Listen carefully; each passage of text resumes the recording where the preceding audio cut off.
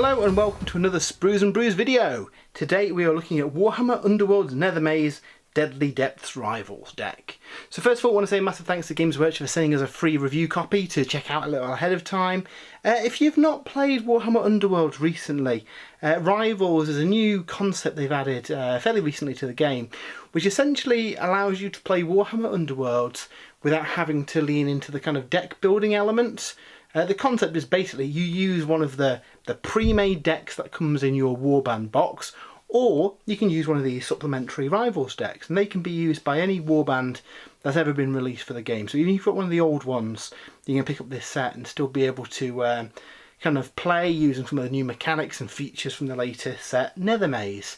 So really good concept. I really like this. It's as cool as deck building is, sometimes I just like the simplicity of picking up a warband, picking up the deck that comes in the box and having some games with them.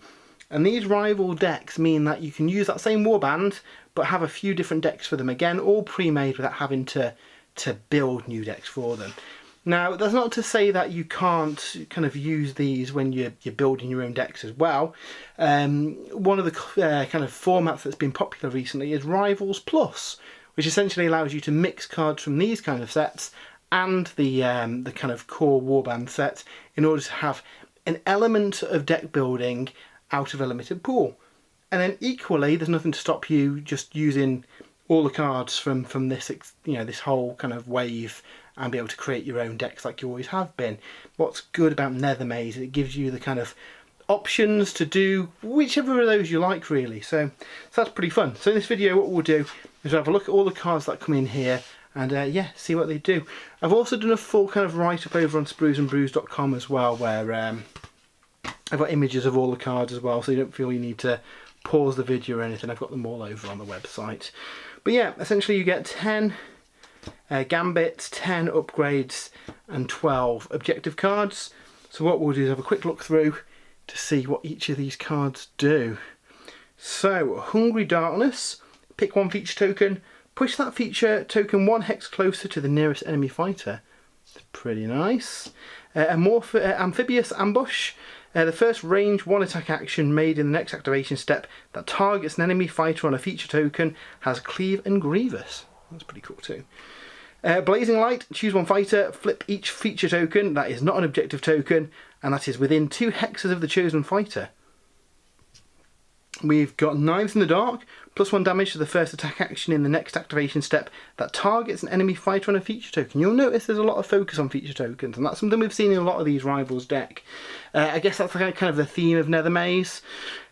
Murderous Tides, +1 dice to the first attack action made by a friendly fighter that has one or more supporting fighters. It persists until it makes an attack or until the end of the round. So basically you'll use that if you're fighting with someone who's got supporting fighters, you get +1 dice, so pretty cool. Seeking the Deep Truths is a cool one. So you choose one friendly fighter in a cover hex, deal 1, 2 or 3 damage to the chosen fighter, then roll X magic dice, where X is the number of damage you dealt. You can't do more damage than you've got wounds characteristics on that fighter, and then for each swirl you gain 1 glory point. So really nice way of getting up to 3 glory with just a little gambit there. Again, if you've got some way of like negating that damage as well, that's pretty cool. Shadowed Refuge, +1 defense to friendly fighters in a cover hex in the next activation step. The walls are closing in. I feel is a bit of a situational one, but at the end of the next activation step, deal 1 damage to each fighter in an edge hex. Waist Deep, fighters that are not on a feature token at the start of the next action phase have a move characteristic of 2 in the next activation step. So that's pretty cool as well. So if you're not standing on a feature token, your movement 2. And then we must go deeper, choose up to 2 friendly fighters, push your chosen fighter 1 hex. After that, push each chosen fighter must be in a cover hex or in enemy territory. So basically, you get to push 2 of your fighters, but they have to be either in enemy territory or in a cover hex when they finish that move. So that's all the gambits that you get. You also get 10 upgrade cards, and there's some pretty cool stuff here. The Cursed Boarding Axe is really ace, 4 dice, cleave and 2 damage. However, you only get glory if you take out a fighter on a feature token. So you've got to be careful with that one. The Dark Water Anchor, -1 damage to range 3 attack actions that target the fighter, and in addition they can't be pushed by enemy warbands. The Dredge Line, Choose an enemy fighter on a feature token, push that chosen fighter 2 hexes closer to this fighter, and then break this card. Nice way of drawing someone towards you, ready for attack. I like Gallows Humour. This is a really cool card. After an activation step in which one or more fighters were taken out of action, that can be friend or foe, push this fighter 1 hex. So you can keep your guy moving up the battlefield, potentially just doing attack actions without having to do a charge. Lurking Horror. +1 dice to the fighter's attack actions. After this fighter's attack roll, remove 1 action dice from that roll. And then reaction after your activation step, if that fighter is in a cover hex, push this fighter 1 hex. Marked by the Dark, this fighter's range 1 attack actions have Ensnare, and this fighter has the flying trait. Mask of Shadows, you don't spend any glory to equip it. The fighter can't be targeted unless the attacker is adjacent to them, and then when the fighter is dealt damage or is chosen as the target of a gambit, the Mask of Shadows break. So that's pretty cool for something that you want kind of away from the action. Tantalizing Map Fragment. If this fighter is holding an objective, the fighter can make this action. Flip the objective token the fighter is on, then gain 1 spent glory point, and then give the fighter a charge token and break this card. So basically lets you recycle some of your spent glory. The Lifeline, basically in the 3rd round, lets you swap the position of 2 of your fighters. And then finally, Umbral Stigmata. Deal 1 damage to the fighter, then choose 1 enemy fighter on a feature token, deal 1 damage to the chosen fighter, then break this card. So again, pretty cool one. You get your guy on a feature token, you take a damage, you can potentially do that last wound that can take out that sneaky enemy fighter that's slunk off somewhere. So that's a pretty good card too.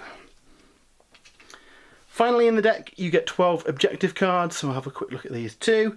So War in the Shadows is worth 1 glory. You score it in an end phase if during the previous activation step, 1 or more enemy fighters were taken out of action, and 2 or more friendly fighters are in cover hexes.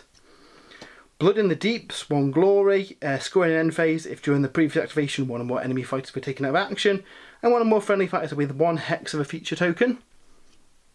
Call of the Dark is a really nice one. It gives you 3 glory. All you need to do is have 4 or more fighters in a cover hex, that's you and the opponent. But after you score it, the opponent deals 1 damage to 1 of your fighters in a cover hex. For 3 glory, that's probably worth it. Crushing them wholesale, 2 glory. Dual score in an end phase if there are more enemy fighters out of action than there are surviving enemy fighters, and there's more enemy leaders out of action. Dark Judgment is worth 1 glory. You score immediately if a friendly fighter's attack action takes a target out of action, and the attacker or the defender was in a cover hex in enemy territory. Desperate Triumph, worth 2 glory. Score immediately after an activation step if your leader is on a feature token and they're vulnerable. Duskbringers, worth 1 glory. Score in end phase if 1 or more friendly fighters are each on a feature token in enemy territory. That was an objective token at the start of the round, so basically go on an objective, flip it over, and basically score the glory, so pretty good. Losing the Remains, worth 1 glory, score in end phase if 1 or more enemy fighters that are out of action have 2 or more upgrades, pretty good. Lost Together, score in the 3rd end phase if there are 2 or more surviving friendly fighters and all of them are on an objective token in the same territory. So that's one that you could potentially do early on if you've got a small warband, or if you've got a bigger warband you're going to have to get some people dead before you can do that one, but it's achievable, and 3 glory is pretty good. We've got Plumbing the Depths for 2 glory. You score it if you've got fighters on a cover hex, a feature token and a lethal hex. Again, if you've got a big warband, throw those people on early on. That's an easy 2 glory at the start of the game. Purging the Abyss, 1 glory. Score it in end phase if more enemy fighters were taken out than there were objective tokens on the battlefield. And then finally, Surging Darkness, it's worth 1 glory. You score immediately after an activation step if 2 or more friendly fighters with charge tokens are on feature tokens. So yeah, so that's the Deadly Depth set. I really like the concept of these kind of packs. It's nice to be able to A, kind of breathe some new life into some of the older warbands you've got, and B, kind of give you a bit of a variety of cards. For both the deck building element and the rivals element, this adds some new stuff to the game. I'd like to see kind of the game move away from the interaction with feature tokens. I think there's a lot in this season that kind of activates around them, and I kind of hope we get something a bit different going into the next season. But yeah, there's some really cool cards here, and there's some fun stuff that you can do.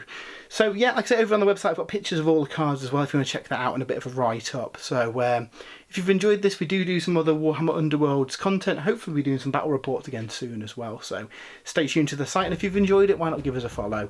But until then, hope you have a great weekend, and we'll see you soon.